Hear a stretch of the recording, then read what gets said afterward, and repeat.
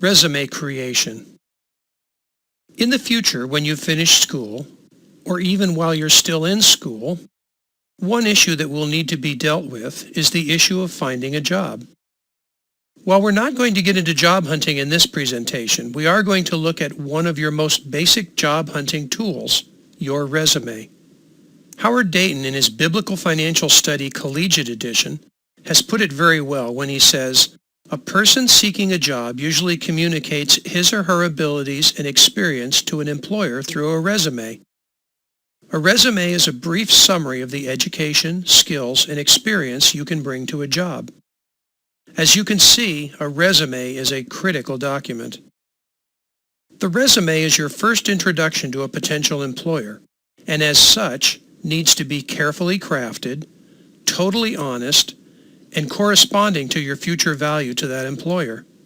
It will typically take a number of drafts to create a resume that will accurately represent you. Since this document is so important, it's not wrong and may even be advisable to seek professional help in putting it together. Your resume must look good and be of the highest quality in content and appearance. A future employer does not want to see spelling errors, poor formatting, accuracy problems, or even sloppy printing or reproduction. The resume should be inviting. Don't forget that God can guide you to the right place for a job. In 1 Chronicles 29:12, we read that God, quote, "is the ruler of all mankind. Your hand controls power and might. Indeed, it is at your discretion that men are made great." End of quote. Ultimately, God is in charge of your employment. So as you send your resumes out, you need to be doing so in prayer.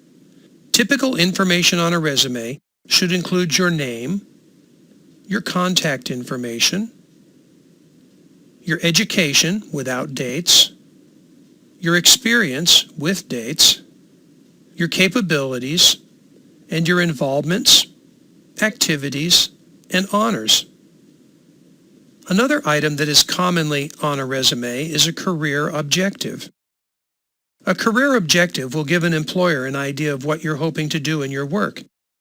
In these days of computer and laser printers, each resume can be custom tailored for the employer to whom it is going. For example, if you're going to apply to a newspaper, you probably don't want to list a career goal of getting a scuba certification. When you list your education, be sure and list the degree earned, the field of study, any certificates earned, and any honors earned. A time-tested way to list your work experience is to do so chronologically. The first thing your potential employer should see is your last job. Be sure and list what the job was, the primary duties, supervisory experience, promotions, and the dates of employment.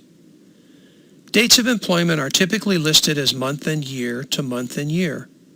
After your last job, go in order backwards in time and list all of your jobs. If there is space on a resume, you can also list co-curricular activities. These might be civic clubs, athletics, student leadership positions, or volunteer activities. But keep the resume to 2 pages or less without cramming too much information on it. It should not look busy. Think of your resume as a personal sales brochure. It is designed to get you an interview, not the job. Getting the job is the purpose of the interview. From an article on the crown.org website, there is a list of things to avoid when preparing a resume. They include devoting more space to early jobs than to more recent jobs, overemphasizing your educational background, overemphasizing or embellishing work accomplishments, skills, or responsibilities, leaving gaps between employment dates, and of course, typographical, spelling, and grammatical errors.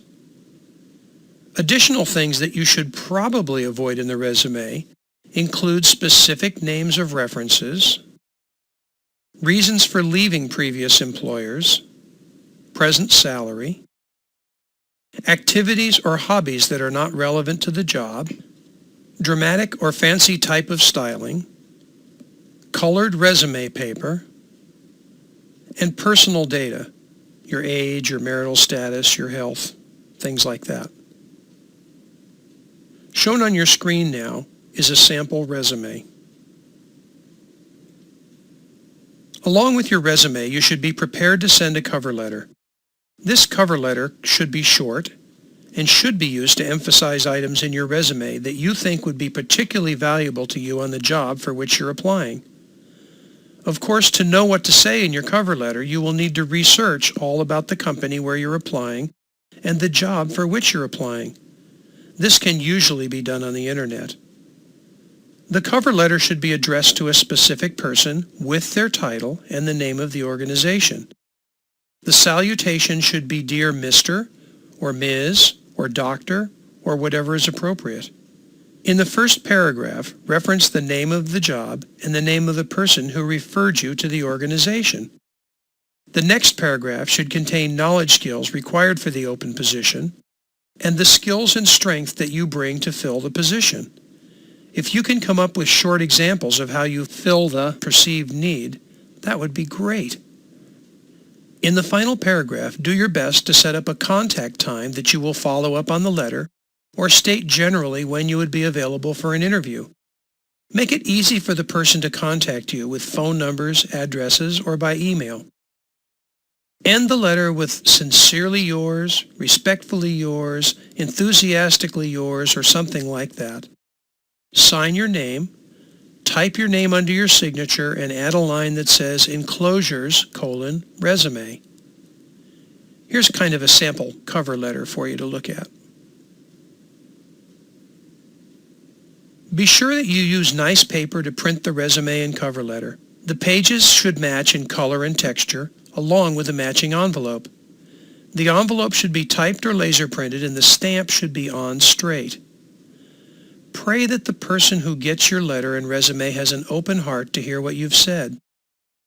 And pray that God will guide both you and the person who is getting your letter in the direction that He would have you go.